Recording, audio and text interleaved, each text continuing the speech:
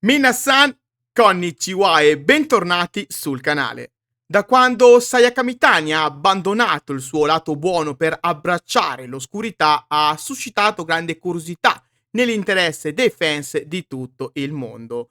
Curiosità che ben presto si è trasformato in apprezzamento, in quella che oggi possiamo tranquillamente affermare essere una delle gimmick più seducenti della compagnia.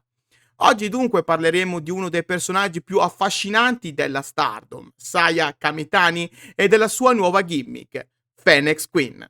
Ma prima andiamo a scoprire insieme cosa c'è dietro questa scelta, esplorando le origini mitologiche e demologiche del nome Phoenix.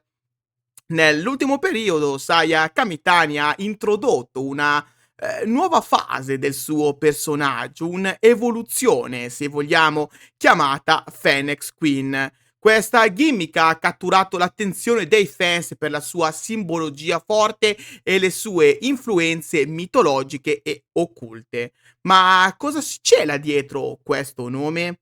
Oggi vogliamo capire meglio le origini del personaggio di Phoenix e il suo significato nella mitologia.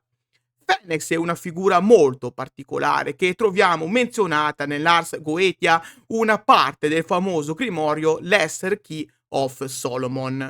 In questo contesto, Phoenix è descritto come un demone di alto rango, con il titolo di Marchese dell'Inferno e comanda 20 legioni di spiriti.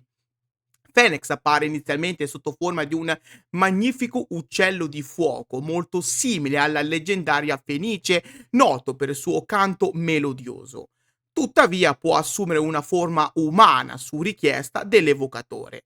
A differenza di altri demoni, Phoenix è pacifico e artistico, noto per la sua saggezza e per la sua capacità di ispirare poeti e artisti.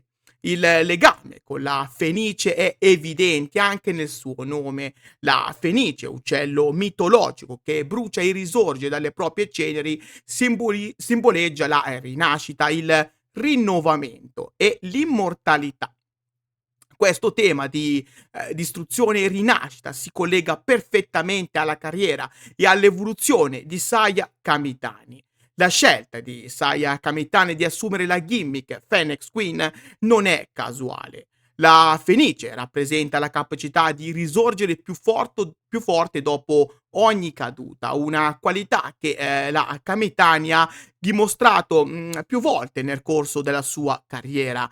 Dopo ogni sconfitta o difficoltà, Saya è sempre tornata più determinata e questa nuova fase del suo personaggio rappresenta il lasciarsi il passato alle spalle per dedicare la propria vita a se stessa, liberandosi dalle catene che l'avevano oppressa negli ultimi mesi. Sì, perché l'addio di Utami Hayashishita aveva obbligato Saya a intraprendere un viaggio che non le apparteneva. La scelta di Utami aveva tarpato le ali alla Golden Phoenix, che aveva dovuto sacrificare parte di se stessa nel tentativo di salvare Queen's Quest dall'abisso in cui stava purtroppo sprofondando. Tutto questo stava affogando la Kamitani in un mare di problemi che, nonostante i suoi innumerevoli sforzi, non sembravano risolvibili. E poi, come se non bastasse, la ciliegina sulla torta, quel match perso contro Oedo Tai che cambiò radicalmente il suo fato e quello delle sue compagne. In un battito di ciglia, quello che Saya Kamitani aveva cercato di proteggere assiduamente non c'era più.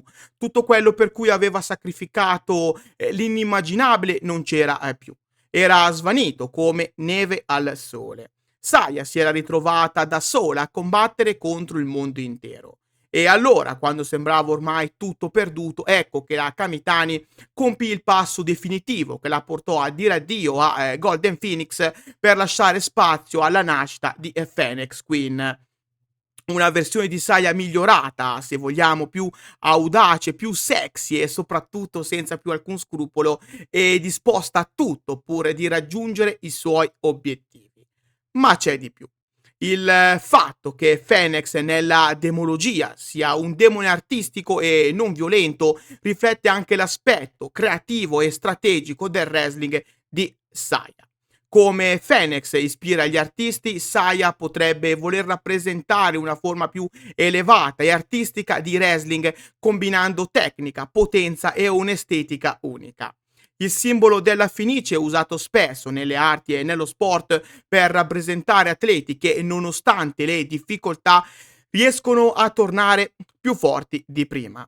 Saya Kamitani incarna perfettamente questo spirito. Nella sua nuova fase come Phoenix Queen possiamo aspettarci di vedere una versione ancora più determinata e potente di lei, pronta a dominare le scene e a risorgere ogni volta che la vita la metterà davanti a nuove sfide.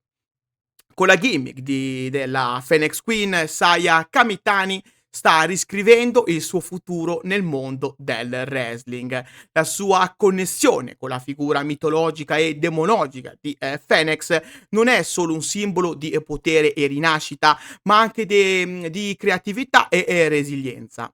E voi cosa ne pensate di questa nuova fase della carriera di Saya Kamitani? Fatemelo sapere, ovviamente qua sotto nei commenti. Grazie per aver guardato questo video e non dimenticate di lasciare un like e di iscrivervi al canale per restare aggiornati su tutte le novità della Stardom. Inoltre vi ricordo che qua sotto in descrizione potete trovare tutti i link del progetto Donne tra le corde. Donne tra le corde è un progetto che vi apre una finestra sul mondo del wrestling femminile. Grazie al sito web e ai canali social potete sempre rimanere aggiornati con tutto ciò che circonda le vostre atlete preferite. Ecco perché vi consiglio di seguire Donne tra le corde, perché è un must have per tutti gli appassionati di women's wrestling. Dal vostro amichevole Kirito di quartiere per oggi è tutto. See you next time. Bye bye!